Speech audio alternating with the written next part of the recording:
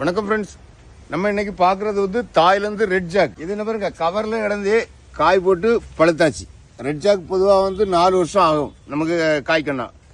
இதெல்லாம் அந்த மாதிரி பிளான்ட் தான். இது பழம் எப்படின்னா நல்ல வாசம், பலாப்பழம் எப்படி வாசம் அடிக்கும் அந்த அளவு வாசமும் வந்துட்டு. பொதுவாக பழம் பழுத்துட்டு பார்க்கணுனாலே நல்லா விளைஞ்சிட்டுன்னு பார்க்கணுன்னா என்னென்னா, தட்டுன்னு போதே இந்த முத்து முத்துன்னு சவுண்ட் வரும், இல்லைன்னா அது வேற ஸ்ட்ராங்காக சவுண்ட் இருக்கும். இந்த மாதிரி இருக்கும். அதை வெட்டுவோம். இவ்வளவு சிவப்பாக இருக்குது பாருங்க. பழம் சின்னதாக இருந்தாலும் எவ்வளவு அடர்த்தியாக இருக்குது பார்த்தீங்களா. பால் வந்து ரொம்ப கம்மியாக இருக்கும். இது இவ்வளோக்கும் 25 சைஸ் கவரில் வளர்ந்த பழம். இதே இது தரையில் வச்சு வச்சுன்னா ரொம்ப பெருசாக இருக்கும். இப்போ நம்ம இந்த அந்த பலாவை வெட்டியாச்சு. கலரும் எப்படி இருக்குன்னு பார்த்துருங்க, ஸ்வீட்டும் ஜாஸ்தி. நறுக்கு நறுக்குன்னு இந்த வறுக்கண்ணி சொல்லுவாங்களா, அந்த மாதிரி சூப்பராக இருக்கு வெரைட்டி தான் இந்த ரெட். பார்த்தீங்களா, எல்லாமே காய் போடுது தான். இந்த மாதிரி பிளான்ஸ் எல்லாம் வேணும்னா இந்த வீடியோவில் உள்ள வாட்ஸ்அப் நம்பருக்கு வாட்ஸ்அப் பண்ணுங்க, இல்லை கால் பண்ணுங்க. Thank you friends.